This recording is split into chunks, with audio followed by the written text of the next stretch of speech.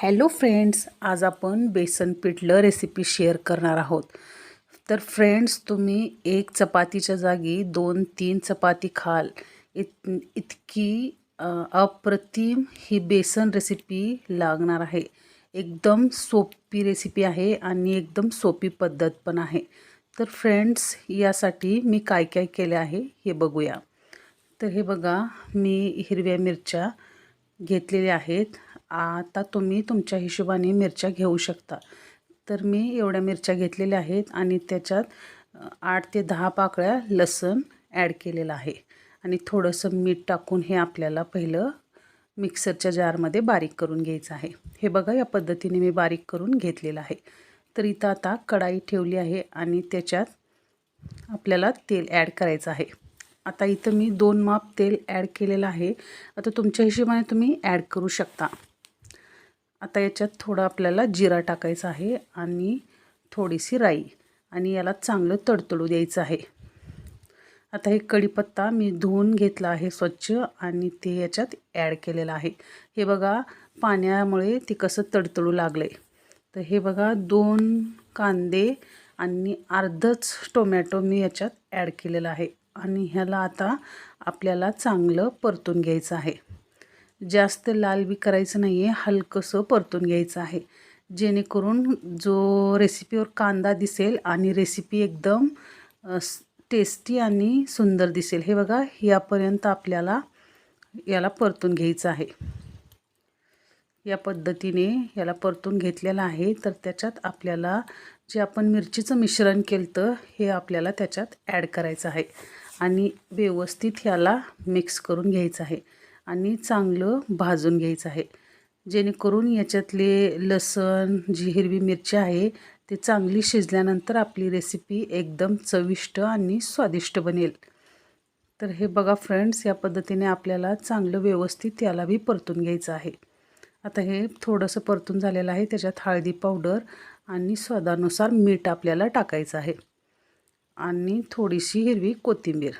आता याला चांगलं मिक्स करायचं आहे आणि थोडं पाणी टाकून याला एक 5 मिनिट मंद आचेवर शिजू द्यायचं आहे. आता थोडंसं पाणी टाकलेलं आहे आणि मंद आचेवर याला शिजवायचं आहे.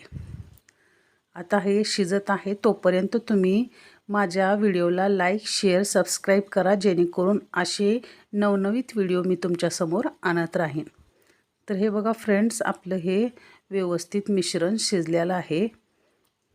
आता याच्यात आपल्याला आपल्या हिशोबाने पाणी ॲड करायचं आहे. तुम्हाला जर पातळ रेसिपी लागत असेल तर थोडं जास्त पाणी टाका आणि घट्टसर जर करायची असेल तर थोडंसंच पाणी टाका, म्हणजे घट्ट पण खूप छान लागते. आता मीठ थोडं कमी होतं तर याच्यात मी थोडंसं मीठ टाकलं आहे. आता पाणीला उकळी आली आहे आणि मोठं शेंगदाण्याचं कूट याच्यात ॲड करायचं आहे. तुम्हाला आवडत असेल तर तुम्ही टाकू शकता, नाही आवडत असेल तर अशी पण एकदम मस्त रेसिपी लागते. तर याला बी आपल्याला 5 मिनिट उकळी येऊ द्यायची आहे आणि थोडं शेंगदाण्याचं मोठं कूट टाकलेलं थोडं हलकंसं शिजू द्यायचं आहे. आता इथं मी बेसन घेतलेलं आहे. आपल्याला बेसन या पद्धतीने त्याच्यात टाकायचं आहे. आता फ्रेंड्स, कोणी पाण्यात मिक्स करून बेसन टाकतं आणि कोणी वरून असं टाकतं, पण हे असं टाकल्याने खरंच बेसन खूप चविष्ट लागते. एकदा तुम्ही नक्की ट्राय करा फ्रेंड्स. हे बघा, चांगलं आपल्याला सगळं ओतून टाकलेलं आहे आणि याच्यात थोड्या गुठळ्या झालेल्या आहेत. तर आपल्याला व्यवस्थित याला फोडून घ्यायचे आहे, चांगलं मिक्स करून घ्यायचं आहे. हे बघा फ्रेंड्स, हळूहळू मी याला गुठळ्या फोडून मिक्स करून घेतलेला आहे. हे बघा फ्रेंड्स, फायनली गुठळ्या फुटून बघा किती सुंदर आपली रेसिपी बनली आहे, किती चविष्ट आणि स्वादिष्ट दिसत आहे. तर फ्रेंड्स, तुम्ही एकदा नक्की ट्राय करा. तुम्ही एक चपातीच्या जागी 2-3 काय 4 चपाती पण खाताल. आणि थोडंसं याच्यावर आपल्याला हिरवी कोथिंबीर टाकायची आहे आणि चांगलं मिक्स करून घ्यायचं आहे.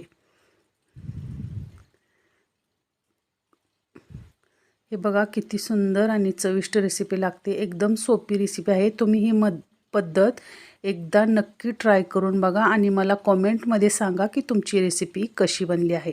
आता याला चांगलं आपल्याला हलवून मिक्स करून शिजवायचं आहे. मंद आचेवर शिजवल्याने एकदम चविष्ट लागते. हे बघा फायनली आपली रेसिपी तयार झालेली आहे फ्रेंड्स. एकदा नक्की ट्राय करा आणि जेणेकरून तुम्हाला माझे असे नवनवीन व्हिडिओ बघण्यासाठी माझ्या चॅनलला लाईक शेअर सबस्क्राईब करायला विसरू नका फ्रेंड्स. मला सपोर्ट करा.